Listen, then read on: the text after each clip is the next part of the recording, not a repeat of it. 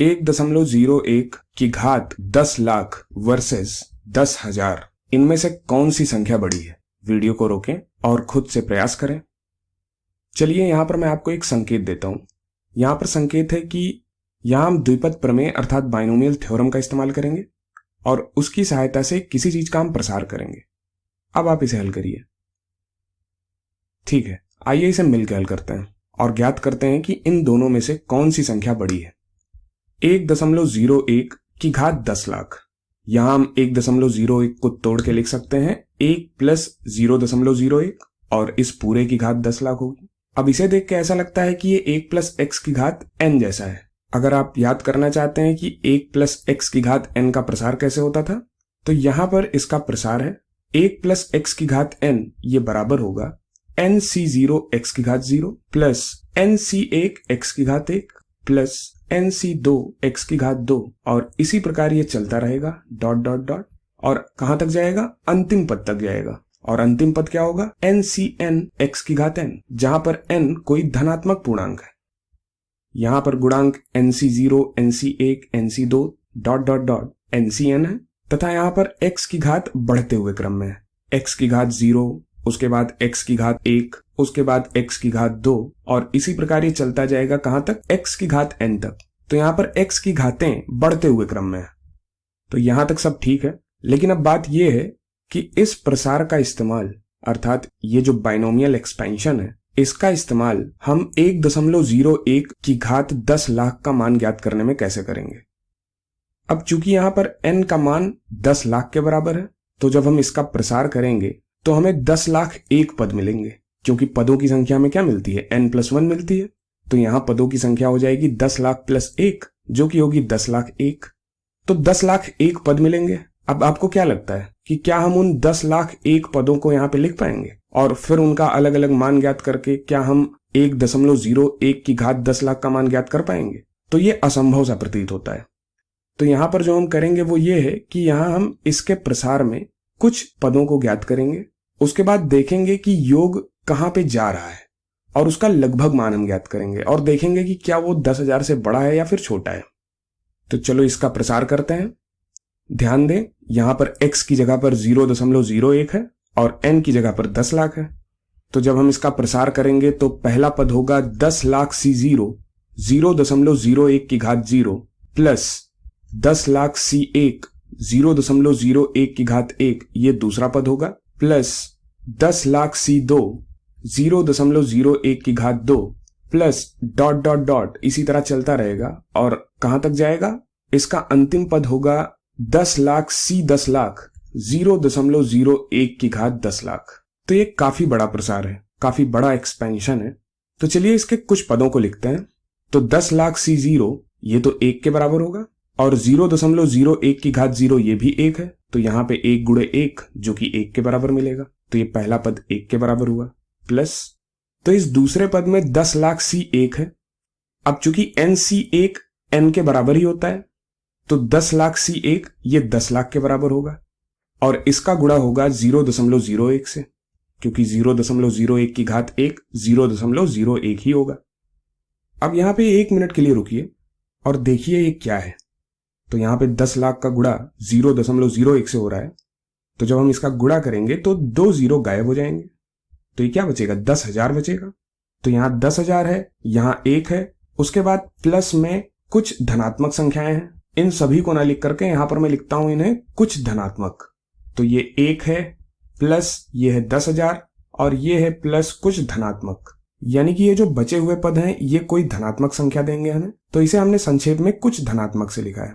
तो अब यहाँ पे ये 10,000 है, फिर उसमें 1 जुड़ रहा है, उसके बाद कुछ धनात्मक संख्या इसमें जुड़ रही है और ये 1.01 की घात 10 लाख के बराबर है, ये जो भी यहाँ पे आ रहा है। अतः यहाँ हम स्पष्ट रूप से कह सकते हैं कि 1.01 की घात 10 लाख ये 10,000 से बड़ी है। तो ये स्पष्टता 10,000 से बड़ा है। तो इस प्रकार से हम द्विपद प्रमेय यानी कि बाइनोमियल थ्योरम का इस्तेमाल दो संख्याओं की तुलना करने के लिए करते हैं, जब संख्याएं हमें कुछ इस रूप में दी गई हों जैसे कि इस प्रश्न में दी गई थी। चलो इस तरह के एक और प्रश्न को करते हैं। तो इस बार लेते हैं 1.1 की घात 10,000। यहां पर इस बार हमने घात को घटा दिया है, वर्सेस 5 लाख। अब इस संख्या को हमने यहां पे बढ़ा दिया है, इस बार 5 लाख है। अब यहां पर हमें इन दो संख्याओं की तुलना करनी है और देखना है कि कौन बड़ा है और कौन छोटा है।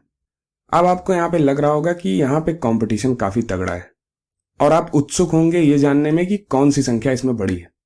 तो क्यों ना आप वीडियो को रोकें और इसे खुद से हल करें एक बार और देखें कि कौन बड़ा है इसमें। ठीक है, आइए इसे मिलकर करते हैं। तो इस बार हम 1.1 की घात 10,000 को 1 प्लस 0.1 की घात 10,000 लिखेंगे। तो आइए लिखते हैं 1.1 की घात 10,000, इसको हम लिखते हैं 1 प्लस 0.1 की घात इस पूरे की घात 10,000। यहां पर फिर से हम इसका प्रसार 1 प्लस x की घात n से करेंगे और इसका प्रसार हमने पढ़ा ही था, ये था nc0 x की घात 0 प्लस nc1 x की घात 1 प्लस nc2 x की घात 2 प्लस ये चलता जाएगा, आखिरी पद होगा ncn x की घात n। यहां पर x की जगह पे 0.1 है और n की जगह पे 10,000 है, तो ये हो जाएगा 10,000 c0 गुणे 0.1 की घात 0 प्लस 10,000 c1 गुणे 0.1 की घात 1 प्लस 10,000 c2 गुणे 0.1 की घात 2 और ये इसी प्रकार चलता रहेगा और इसका आखिरी पद होगा 10,000 c 10,000 गुणे 0.1 की घात 10,000।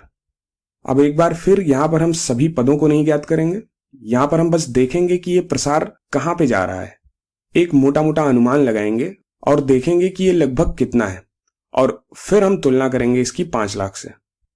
तो चलिए इसके पहले कुछ पदों को ज्ञात कर लेते हैं। तो जैसे ये पहला पद है 10,000 c0, ये तो एक ही है और 0.1 की घात 0 ये भी एक है, तो ये यहां पे एक आएगा प्लस 10,000 c1 10,000 c1 गुणे 0.1 की घात 1, तो ये 0.1 होगा और ये 10,000 c1 तो 10,000 ही होगा, तो ये हो जाएगा 10,000 गुणे 0.1।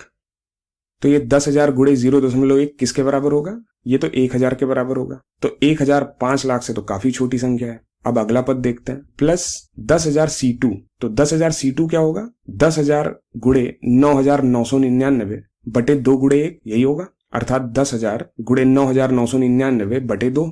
अब 10,000 बटे 2 ये हो गया 5,000, तो ये हो जाएगा 5,000 गुणे 9,999। अब जब इसका गुणा करेंगे तो हमें मिलेगा, ये संख्या मिलेगी 49995 3 बार 0। ये क्या है, ये इकाई, दहाई, सैकड़ा, हजार, 10,000, लाख, 10 लाख, करोड़। तो ये तो बहुत बड़ी संख्या हो गई, 4,99,95,000। और इसका गुणा होगा 0.01 से, क्योंकि 0.1 की घात 2 ये तो 0.01 के बराबर होगी। अब इसके आगे भी बहुत सारे पद आएंगे, लेकिन उन सबको लिखने की आवश्यकता नहीं है क्योंकि ये एक बहुत बड़ी संख्या है। तो प्लस करके हम लिख लेते हैं, कुछ धनात्मक संख्या होगी यहाँ पे तो कुछ धनात्मक लिख लेते हैं। तो चलिए इन पहले 3 पदों को लिख लेते हैं। तो यहाँ पे 1 है प्लस ये 10,000 गुणे 0.1 ये 1,000 है और ये क्या होगा, ये जब 0.01 से गुणा होगा तो 2 0 गायब हो जाएगा, पीछे का 2 0 गायब हो जाएगा, तो ये क्या बचेगा 499,950। तो प्लस 499,950 प्लस कुछ धनात्मक संख्या होगी तो कुछ धनात्मक से लिख लिया। अब ये क्या है, ये है इकाई, दहाई, सैकड़ा, हजार, 10,000, लाख, 4,99,950। ये संख्या 5 लाख से केवल 50 कम है। अब इसके बाद इस संख्या में 1,000 भी जुड़ रहा है, 1 भी जुड़ रहा है और कुछ धनात्मक संख्याएं भी हैं यहाँ पे, और यहाँ जो कुछ भी मिलेगा हमें ये 1.1 की घात 10,000 के बराबर है। तो 4,99,950 में जब 1,000 उसके बाद 1 उसके बाद कुछ धनात्मक संख्याएं जुड़ेंगी तो जाहिर सी बात है यहाँ जो भी संख्या मिलेगी वो 5 लाख से बड़ी होगी। तो ये स्पष्टता 5 लाख से बड़ा है। तो यहां तक कि इस परिस्थिति में भी जब हमने 1.1 की घात 10,000 ही लिया है तब भी जो हमें संख्या प्राप्त हो रही है वो 5 लाख से बहुत बड़ी संख्या है।